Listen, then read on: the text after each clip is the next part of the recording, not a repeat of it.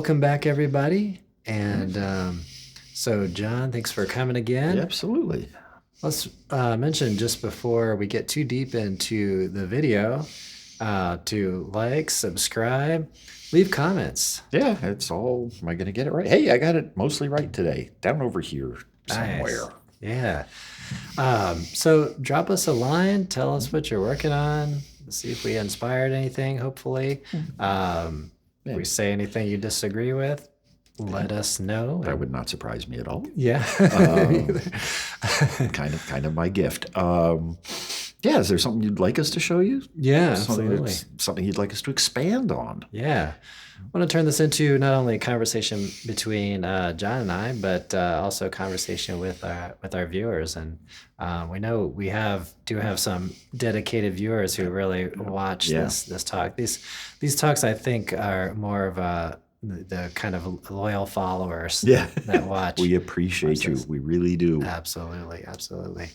And then I'll mention too John's cables and repairs, as well as upcoming preamps, I believe. Yeah, working on 2 different preamps now. Nice. Taking a break because I'm going on the road this week, but yeah, things are coming along. I'm happy with the voicing that I'm starting to get. So awesome. And it's just parts tweaking. Yeah. You know. Yeah. Cool. So let's talk a little bit about some new things. I thought we'd talk a little bit about choral. So this is a tune that I played a little while ago, put together a bit of a chord melody arrangement on, and so released that last week. So let us know how you're doing on that tune. And of course, we just played a little bit on it and talked about it. It's really great tune harmonically and melodically. Yeah, there's a lot to unpack on this tune. Yeah, because it is 2 different things going on at the same time. Actually, is what it feels like. Yeah. So, got a harmony, got melody, got bass lines in certain directions, and then the melody is completely disjointed. Yeah, and yet so pretty and kind of singable too. Well, but it is pretty wild, isn't it? Well, Keith Jarrett sings when he plays. Yeah. So it does come through on tunes like this. Yeah. Where this is obviously out of his mouth. Yeah. Because that's where it makes sense. As an instrumental tune, it really doesn't make sense. Right. Yeah, the sung melody. Yeah.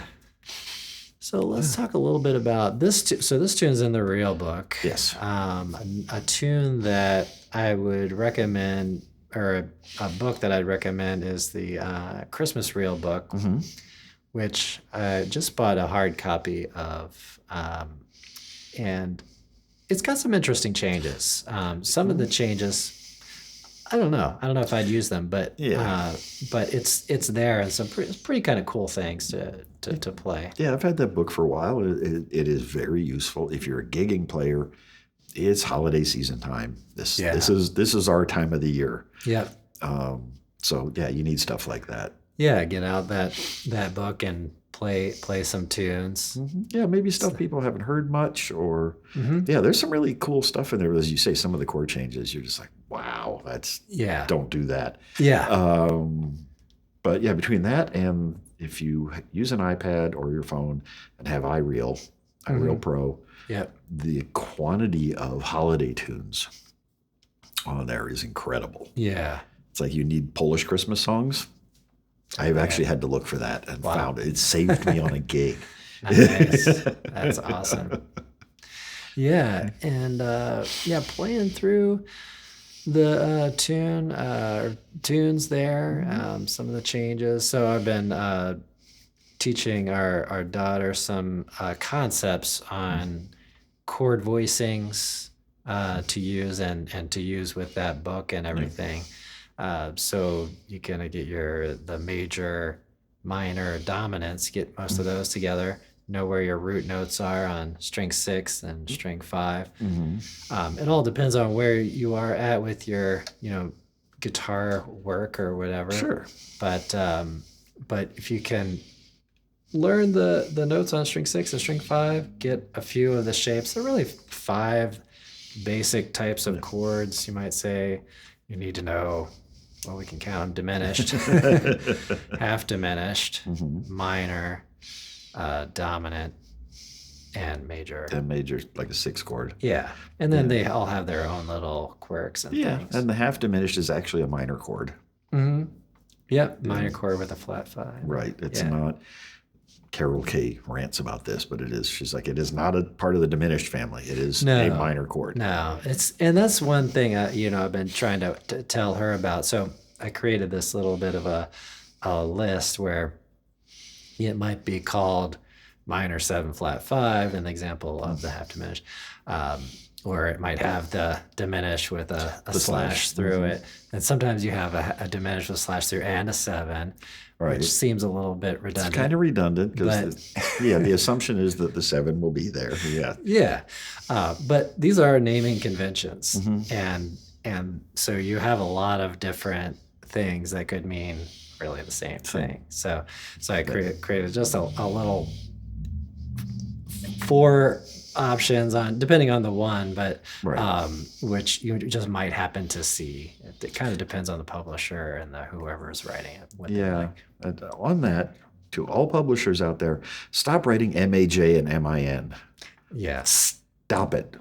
And one thing that I really don't like is capital M versus lowercase m. Yeah. Like, give me a capital M and a minus. Ever do, please. Yeah, it's the real book started this years ago because it was Berkeley's notation. Yeah. It allows you to sketch quickly. Yeah. On that, and it makes sense. An M is major, a minus sign is minor. Great. Yeah. Move on. Stop the. I hate it when I see MAJ and MIN. I don't have time to read that. Yeah. I have had mostly good charts and lead sheets to work with, but there are those occasions where it's very ambiguous and maybe you don't know this tune at all. Yeah. And you're like, what, and it feels scary, honestly. Yeah. Yeah. I mean, I kind of laugh, say, 99% of the gigs I do are reading gigs. Partially because I have a brain like a sieve, but and if I'm doing something with somebody I haven't worked with before and they hand me a chart from 1955 and it's written like that, it's very frustrating. Yeah.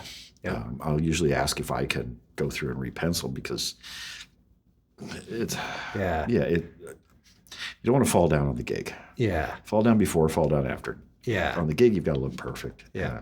Yep. So there are funny things too, like 7s and then 7s with a slash through it. So there are some what I would call maybe more obscure naming conventions. But personally, I like the very simple things. Like I like the triangle 7. That seems very elegant, very easy. Yeah. I like that a lot. -7 just means minor 7. Minor 7, yeah. So things like that are helpful.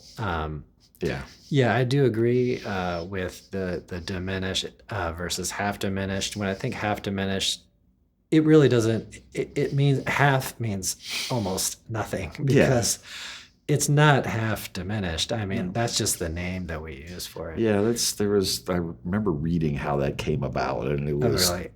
Yeah, couldn't tell you. I know I read it, and it's all kind of silly. It's just nobody knew what to call it. Yeah, is it like halfway between minor and diminished? I think that was the thinking. Yeah, it's not, but it's somewhere between those two. So we'll call it that. It's a minor with that thing. Just yeah. But minor 7 flat 5. I would say that is probably the most correct way. But it's just a longer. It's a longer way, and you want condensed and quick. Yeah. And the symbols like minus sign, the triangle. Yeah. A plus for a suschord. These things are handy. Yeah. And you can read it fast. Right. So get those 5 things together and know your. You obviously want to know all the notes on the guitar everywhere, but if you're just kind of getting those chords together and just try to memorize, especially string 6, and then got that string 5. Yeah, you're Go down the just line. sort of building Yeah. up. So you tend to think sort of like thirds and extensions, maybe on the top 3 strings. Is that kind of where you teach it? Yeah, I think that's a great way to think about it. So root notes on, so for general comping, root notes on or slash chords on strings, your low note on strings 5 and 6. Right. The middle 2 strings, generally think those as the core part of the chord that gives the Third, quality of it. fifth. Yeah. So those kinds of things. And then the first 2 strings, kind of the upper part of it. So if you want to add color to it, the 9s. 9s and 11s and these things Yeah, are going those to. kinds of things. That makes sense, especially Yeah. because you've got that silly third tuning in there. Yeah. Yep. Which makes me nuts. But yeah, it makes perfect sense. Yeah. Yeah. So yeah, as far as chords go, that whole thing kind of works well because it puts the 5th. If I had a B flat 6 chord, it puts a 5th on the same fret as the root note. Right. So that's kind of helpful. Otherwise, it would be on a different fret. And then the root note, like we were talking to the Lessons and Talks folks here in the member area about a little trick that you can do with using the note. The 2 outside. Yeah, the 2 outside notes. String 6 and 1. So which would be offset if it was perfect fourths all the way. right, but then which I did retune my Strat to straight fourths. You did? Okay. I did, and all of a sudden I like playing it.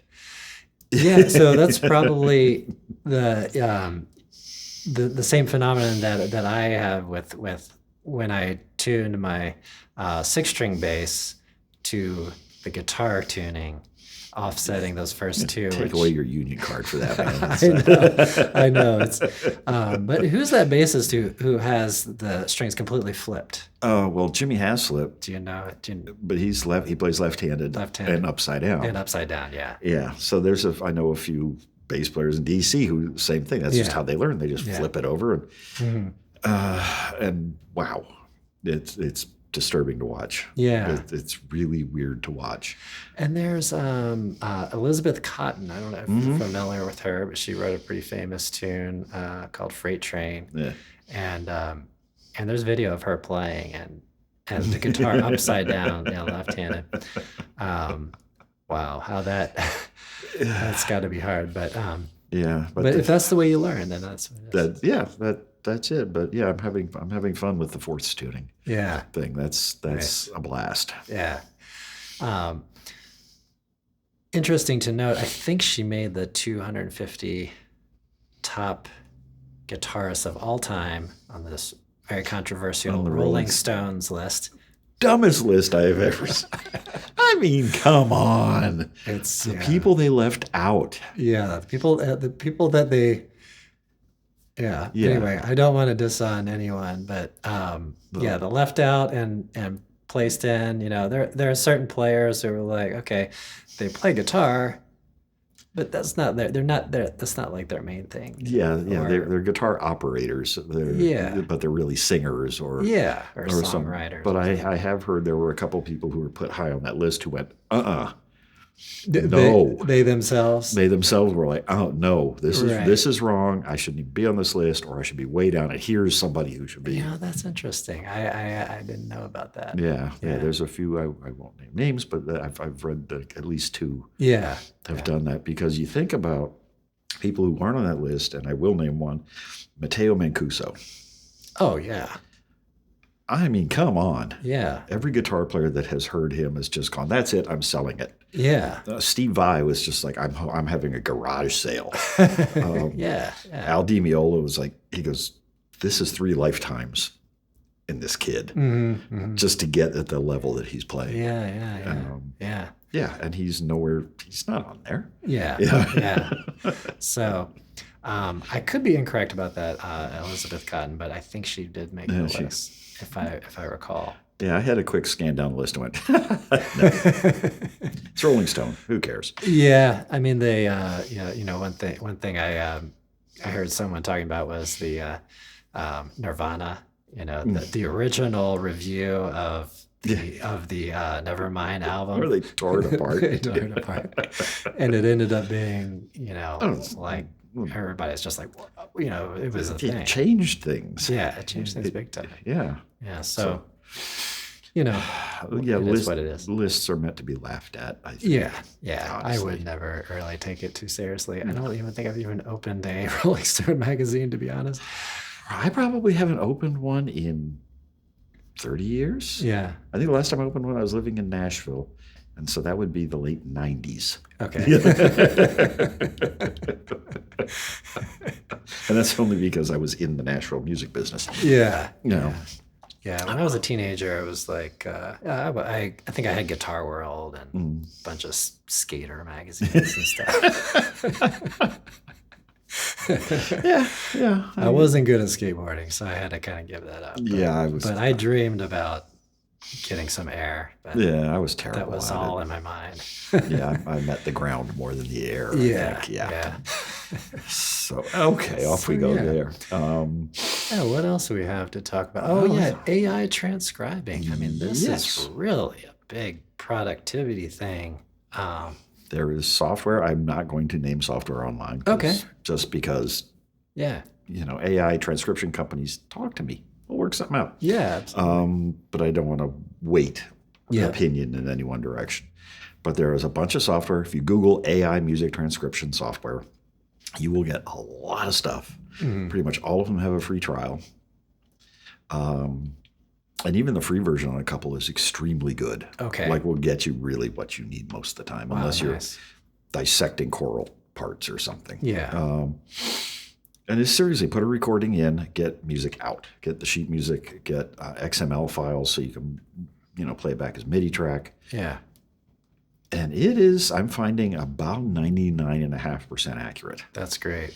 Which is pretty incredible. That could be a really huge time saver for me. Yeah. Because transcribing is sometimes, it's just, it feels kind of like work. It's honestly. tedious. And sometimes you've got to do it for the work you need to do, but you don't have time. Yeah. And it's like I'll get stuff. This happens on like church gigs and things sometimes where there is no sheet music. Yeah. And like we were talking about, it's like, okay, there's just this recording of Aunt Edna playing it at church one Saturday afternoon. That's all you got to work with. Yeah. I am not going to sit down and work it out. Yeah. I'm going to run it through this. Bang. I got a chord chart. I'm good. Nice. That's great. I can get on to more important things like taking a nap. Yeah. Not to say transcription isn't important, kids. Yeah. It's a great learning tool. Do it, understand it. It gives you a good understanding of music structure. Yeah. Transcribing melodies and solos for the purpose of growing on the instrument, that's absolutely very important. Yeah, I think it's extremely useful. Yeah. And everybody should do it at least a little bit so you just have an understanding. Yeah.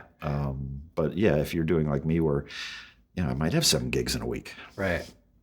I'm not going to sit down and work out somebody's chord changes. Right. And for me, if I have a project and I want to maybe play the exact bass line that someone, I write it out. So, and then I read it. Or like I was telling you, I might do, usually I don't, I do this with bass lines too.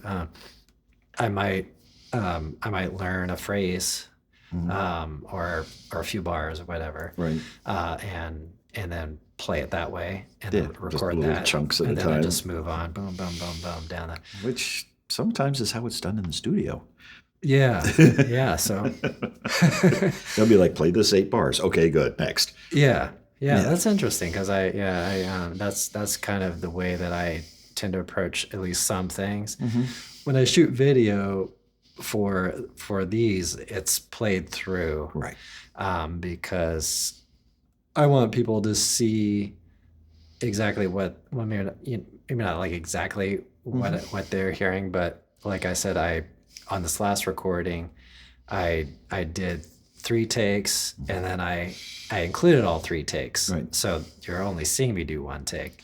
But it's a big, pretty sound. Yeah. So I'm trying to layer, I'm trying to learn a little bit about how studio stuff and recording operate. So Yeah, that's done a lot more than you would realize. yeah, yeah, I mean, it's easy enough now to do it digitally. yeah, yeah, But sometimes nothing beats just manually doing it yeah. And this, 2 or 3 times. yeah, reading articles about that, how they'll just have a guitarist just do that same solo or same part, and then put it together. It really does add a little dimension to the sound. Yeah. And you can hear the other two takes come out on some of the higher notes. Right, They yeah. kind of pop out a little bit. So listen for that if you're interested in this kind of stuff. But Well, you know what's funny? There is a thing this was a big thing, especially in country music, but it happened in pop music in the 50s and 60s was they would record the bass part twice. really, Once with the regular bass, then once with what they called a tic-tac bass. okay. So it'd be like a Dan Electro tuned up an octave. Oh, okay. Because the mono car stereo in the old Oldsmobile Buick Yeah, up on the dash couldn't do low notes, yeah, but it had to come through the radio. And that little pocket transistor radio had no low end below like 250. wow. I mean, nothing. They're basically, telephone range, which is 300 to 3K. Yeah, That's it. So they would do, the bass part there and then do it up an octave yeah, so that it would come through both places. yeah. And then on the big recording, sometimes you would hear both parts at the same time.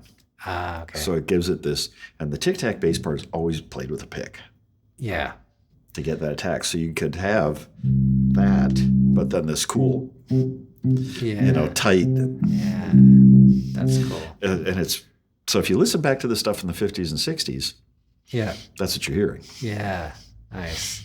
Yeah, I find on doing the bass recording, I'm really enjoying lately using the pick because it just seems to record very nicely. You get a little attack on it. Carol Kay will be so happy. Yeah, yeah. 'Cause, She's my idol. yeah, it's,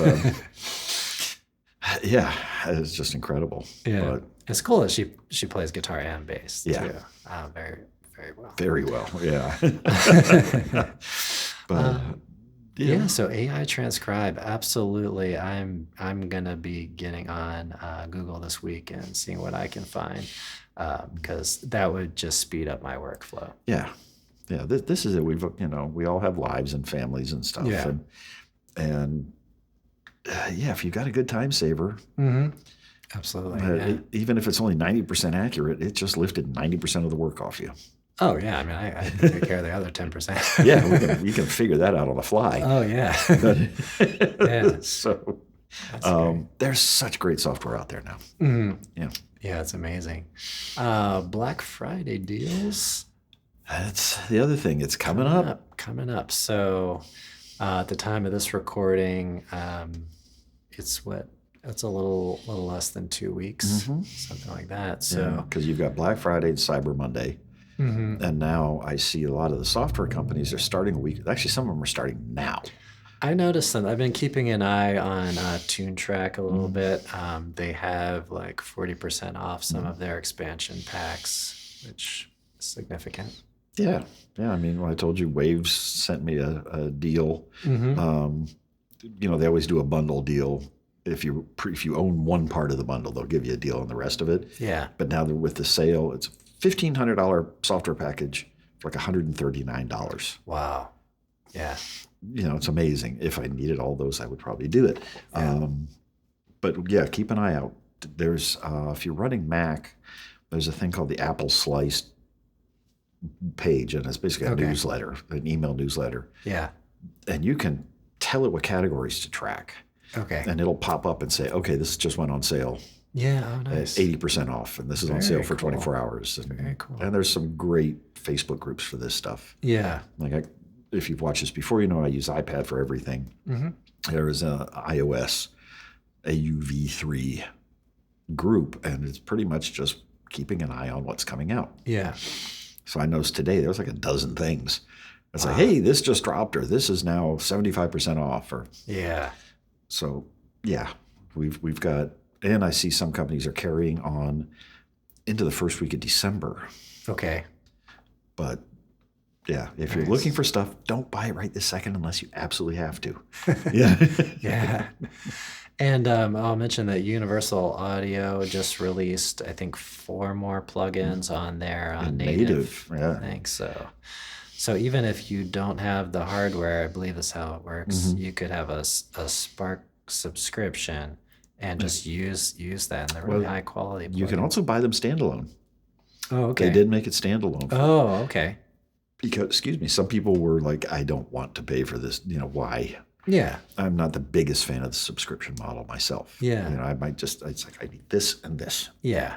That's it. Yeah. Because sometimes with subscription, some software companies make your computer phone home. Yeah. When you fire it up, it's going to phone home and verify that you're good. Mm-hmm. Well, if I'm recording somewhere without internet, which has happened, Yeah. all of a sudden that's not going to work. Yeah, that's true. That's a problem. Yeah. So something to be aware of. Yeah. As you're buying your software is, does this stuff? What data does it store? Yeah. On the Apple Store, it will show you on the software. It will show you what the developer says it does with your data. Oh, okay. Yeah. Which is really cool because some stuff will just vacuum up all your data. Yeah. No, you don't need to know that stuff. It's but yeah, really, there's some really cool stuff coming. I'm hoping FabFilter has a sale because they just released a new reverb. Okay. Yeah. Nice. Yeah. And their stuff is hideously expensive, but I haven't found better. So yeah. One thing that's kind of cool I find is that, so I do have some of the hardware on Universal Audio, and so if I've purchased a plugin that works there, and then they add that to their native, then you just have it. Oh, so that's kind of feels like a bonus a little bit. Yeah, that's good. Yeah, that's good. Yeah, I would rather just sell me the license. Let me put it on the machine of my choice. Yeah, and be done. Yeah, it's pretty cool. Yeah. Let's see what else we've got. Okay, you mentioned something pretty interesting. So yeah, gear thing. We've talked a little bit about this with some of the ensembles that we've run. That volume pedals, kind of digging in, maybe that's sort of along the lines with what we talked a little bit about before we started, but having the right speaker for the room kind of ties into that volume management and that sort of digging in, getting that good sound, pushing things a little bit, but not having something that's overpowered for a room and not having something that's underpowered for the opposite reason. That can be tricky. I will always take more power over less, always, because it just makes sense. Yeah, because you have a baseline of need that's covered. But some stuff sounds terrible at low volume. And so which is why you have things like power soak boxes for tube amp heads, so that you can crank them up, because most of them sound terrible unless you really wind them up. Yeah. But then the speaker's blowing out of the room. Yeah. So the power soak is great for that. UA makes a thing called Aux, which is a reamping power soak. It does a million things you didn't know you needed. Yeah, they've been coming out with a lot of pedals. At first, I was a little skeptical. I've never tried one. The pedals are gorgeous sound. Yeah, I heard what's his name, The Edge from U2. I don't know if this is true or not, but let's verify. Let us know. But he's saying he's switching to these UAD pedals and emulations. Doing away with the amps. Yeah, there's a lot of guys. This is a guy who plays arenas. Yeah, yeah. A lot of people are, because there's no need if we're at the point where the horsepower in the processing does just fine. Yep. I have used my iPhone as my EQ. Yeah, that's awesome. So but this low volume issue, if you have a speaker that's inefficient, you can drive it harder. So this is something to think about. Yeah. So if it's 90 dB efficiency, that means you put 1 watt in, you get 90 out. Okay, you can push that a little harder to get to a lower volume. You're still at a lower volume. Some instrument speakers are 95, 96. That's like 4 times louder Mm. with that same 1 watt. Yeah. So all of a sudden, it's uncontrollable. Yep. Because no matter what you do to get any sound out of it at all, it's going to be loud. Yeah. So, and yes, you get lower than 1 watt. Okay, I hear you out there. But yeah, so it's this weird balancing act. Yeah. I know guys who have low volume rigs and high volume rigs. Okay. That makes sense. It just makes sense. Say, I'm going to this place. I'm going to use this one. Right. Rig. And some amps sound terrible unless you really put a lot into the front end. Mm-hmm. A lot of bass amps are like that, which is Okay. unfortunate. They sound weedy and thin Okay. and stuff. So if you have something with an input gain and a master volume, like any sensible amp does, that's great. Okay. I don't even use bass amps. I use PA speakers. Yeah. I use a radial DI preamp and a volume pedal. Yeah. Cool, because it'll do quiet. I did a duet gig last night, very quiet, in a marble and glass bistro. Oh, wow. It's a little ringy. Yeah, a little. So this thing was barely on, Yeah. but it sounded great. Awesome. So something to keep in mind when you go to your local guitar emporium, Mm-hmm. all you out there, play it at low volume. Yeah. It'll do loud. They'll tell you how loud it'll go. The salespeople are like, hey, look at this. Turn it to 11 and it does all this stuff. Yeah. No, that doesn't matter. Yeah. It really doesn't matter. Yeah. You want low. If you need it that loud, my rule is if I need something louder than my 2 QSC K12s, Uh-huh. there better be a PA. Yeah. Yeah. You go out and they scale it up. Yeah. in the Yeah. house. It's not your job Yeah. to do that. That's if you're playing places that big, there's a PA and a sound guy. But how does it sound quiet? Yeah. I've told you in the past, one other thing. There's always one other thing. When I was living in Nashville, I was playing with a lot of guitar players I loved this rig. They would show up with a Telecaster and a little Fender Princeton Blackface Yeah. and an SM57. Mm-hmm. And they'd lean it up against the wall at like 45 degrees, Yeah. put the 57 on it, run it out to the PA. Yeah. Killer. It just works. Just perfect sound. Yeah. That's a 5 watt amp on a good day. Mm-hmm. Yeah. I've been watching a little bit of the Frank Vignola series. He's got this really cool thing. He's bringing all these guitarists on his show and everything. It's just amazing. But I've noticed they use a lot of I think they're the Fender Reverb amps. I believe that's what they look like anyway. So even those look a little over the top for what you need. Yeah, because you're looking at like a Fender Twin kind of thing and all. Yeah. Fender Twin will get loud. Yeah. Oh my God, that's loud. Yeah. They also weigh 99 pounds. Yeah. That's hard. That's yeah. I think they may be Fender Twin. I'll have to research that a little bit. Big. They sound gorgeous. Yeah. But it can be overkill. Yeah. So there are other things that'll get you there, and Yeah. there are pedals that basically that front end, that preamp section, Mm-hmm. with real tubes, Yeah. it's a pedal. Yeah. Okay, cool. That's pretty neat. Yeah. Yeah. So let's see. We also got this musician/band. We could talk about Lawrence. Lawrence is Clyde and Gracie Lawrence. Okay. And then they have a brother, Linus. Great names in this band. Yeah, I was just thinking that. Who does some singing. Yeah, I mean, just really incredible stuff. I've been listening to them for a few years, and their latest stuff just makes me happy. Nice. It's kind of poppy. They will do gospel-y stuff. It's just hip. It's very creative. Yeah. And the level of performing is so high. Yeah. And they do stuff, well, I was telling you, it's like they have some horn players. One of the guys is from the Hunter Tones, killer band. Mm-hmm. But half of that horn section plays with Corey Wong and the Wong Notes. Okay. And they play with Dirty Loops on some stuff. It's this whole thing. Yeah. But there is this crowd of players now, Uh-huh. mostly under 35, irritatingly enough. Yeah. Some of them like 25. Wow. I think Gracie Lawrence is like 24, maybe. Their level of musicianship is so incredibly high. Great. It's exciting to listen to. It's Yeah. fun. Nice. And it just makes me happy. Awesome. And they have a wonderful sense of humor. Okay. I mean, just yeah, I laugh out loud at some of their lyrics. Yeah. And then you listen to the band and go, oh, I want to go play with them. Yeah. Nice. So definitely go find Lawrence and subscribe to their YouTube channel because they put up a lot of stuff. They've done stuff with Jacob Collier. Okay. Which is ridiculous. Yeah. The three of them singing together, and you just that's amazing. Stop it.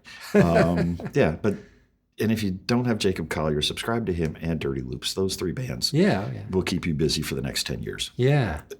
Awesome. So listen to them, check them out. Check out this tune, Coral. Yes. Beautiful tune, Keith Jarrett tune. I hope you had a chance to check out the video that I did on that. If not, check it out and learn the tune. AI Transcribe, very awesome. I'm definitely gonna be checking that out. Black Friday deals. Just hang on. Just a few more days. I know. I know. It's kind of hard. It's like, all right. You got two of the biggest gear nerds in the world sitting here, and it's like, just hold your horses. So just hang on another week or so, and it really does start to go nuts. Yeah, it's gonna be cool. So check out those things and let us know if you have some plugin that would solve a problem or just be fun to mess around with. We can try to point you in a good direction on it. Or you have a plugin that causes a problem. Yeah.